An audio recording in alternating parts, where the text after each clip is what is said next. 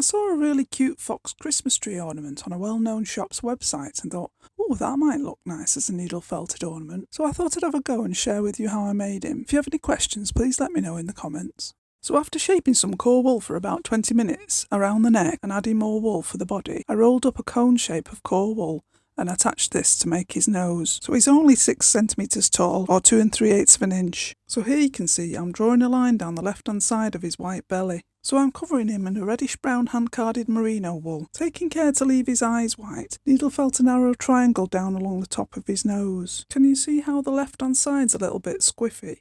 So I angled my needle in the direction I wanted the wool to go, and now it looks a lot better.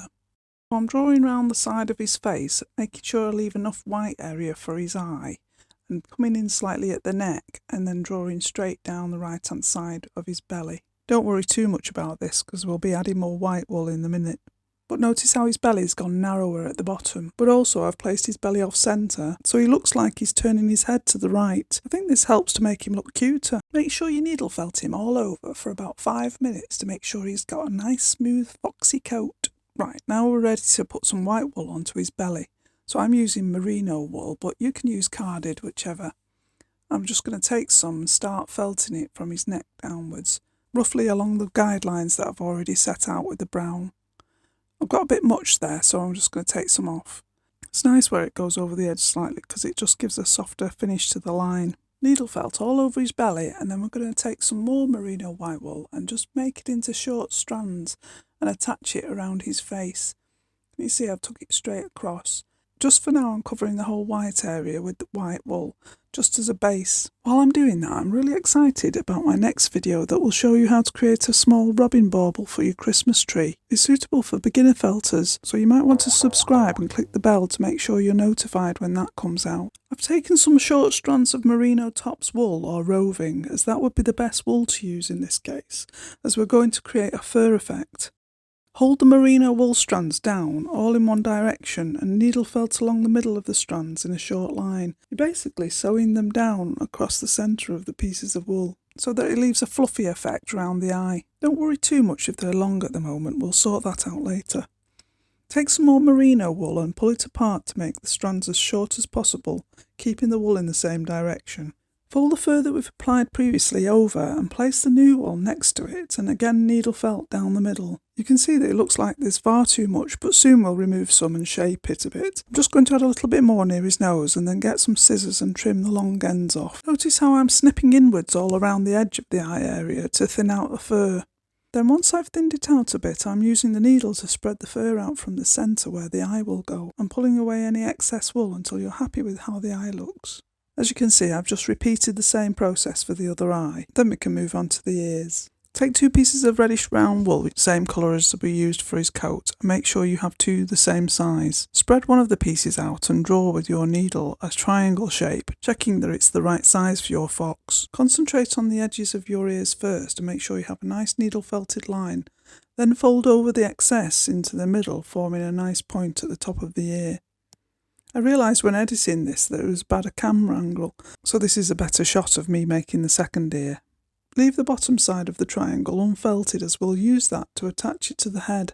Once you've felted it all over, peel it off and lightly felt the other side to reduce the fuzziness. Now taking some white wool, pull it into short strands and fold it in half. Place the folded edge along the bottom of the triangle and felt the white into a triangle to make the inside of his ears. As I've said before, a good way of getting the edges of the ears straight and neat is to hold them between 2 rulers, or a ruler and your felting mat, and felt along the edge. Once you've made a second ear the same size and shape as the first, you can attach them using the fuzzy side.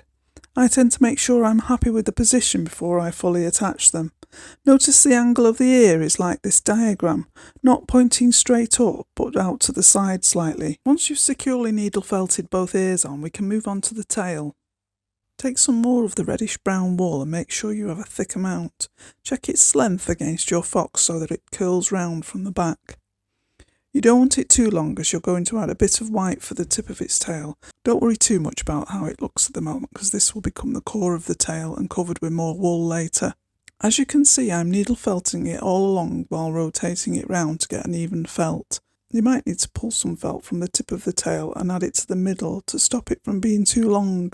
I added some more reddish brown wool around the middle part of the tail to bulk that part out a bit more as it was looking thin.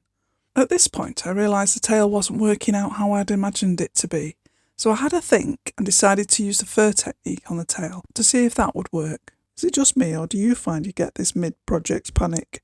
It'd be nice to hear from you in the comments if you do. So I started at the tip of the tail with some white merino wool, placing some short strands about 1/2 centimetre from the tip and needle felting along the middle of the strands in a ring around the tail. Then I added a bit more around the other side and folded the wool back and went over the edge of the white wool to make sure it holds in place. Then I mixed a tiny bit of light brown or beige wool with some of the reddish brown and did the same with that at about 3mm from the white wool. Then I started to use the same reddish brown wool that we used for the body and repeated this process, felting the strands at about every 3mm around the tail until I reached the fluffy end. In total I did 6 rounds of wool along the core of his tail, the first with just white wool, the second with a mixture of light brown and reddish brown, then the rest just reddish brown wool. Once you've folded the last ring of wool back, make sure you needle felt all around the base of that ring to really attach it. At this point I thought it was a bit too bushy. This will depend on how much wool you've added to the tail, but I decided mine needed a trim, so I splayed out the layers and gave them a haircut, trimming just a little bit of wool near the tip of his tail and leaving the wool longer nearer the base of his tail. Then smooth the wool back down and trim any stray bits to show the white tip of his tail a bit more. Notice I didn't need to trim any of the white wool. Then position the tail so that the white tip comes around to his white belly. Once you're happy with the position, spread out the fluffy bit we left for attaching and needle felt it onto the back of the fox. You might find using a 3-needle tool a bit quicker for this. Now, holding the tail in the position you want it to be, we're going to felt the bottom of the tail to the body of the fox ornament. This will hold the tail round the body without ruining our lovely fluffy tail and without leaving any needle marks showing. See how I'm holding the tip of the tail slightly further up the body, needle felting it underneath to keep it in this position. Make sure that your little fox can stand up so that he can sit on the mantelpiece if there's no room for him on the Christmas tree. Felt directly down into the base to make it nice and flat. There was a bit too much white fur around his face, so I trimmed a few bits away. Next I rolled up a tiny bit of black wool to make his nose. I had a bit too much wool there, so I took a bit away. Remember, less is more. You can always add a bit of wool, but making it smaller is harder, so it's best to start with less wool than you might think you need. Don't worry about shaping it too much. We can do that while we're attaching it. Notice how I'm needle felting it into a triangle shape using the angle of my needle to make the bottom 2 sides of the triangle. You can attach the nose confident in the knowledge that you can remove it if you have to. I've made a video about removing things like this. I'll put a link to that video in the description below. Now let's give him some eyes. I'm going to take 2 pieces of black wool about the same size and roll them between my fingers. This way I can feel if they are the same size. Actually, here I realise they're too big and split one in half to make 2 smaller balls. Getting both pieces of wool ready will help you get both eyes the same size. Next I'm going to mark where I want the eyes just with my needle, so that I can get an idea of what he'll look like and change where I put his eyes if necessary. Then we can add one of the small black balls of wool and lightly felt them into place. This is where having a firm base will stop them from sinking into the head. I know I say this every time, but really take your time over the eyes. I think they can really make or break your felted friend because they're the first thing that somebody will look at. Make sure the second eye is level with the first. To figure out how he'll hang from the tree, pinch the back of his neck. This will help you figure out where your thread needs to be. I've used a fairly thick sewing needle on a piece of hairy string that is 23cm or 9 inches long. I'm quite pleased with the way it turned out in the end. Please let me know what you think in the comments below. If you like this video, watch out for my next one, which is a roving Christmas tree ornament.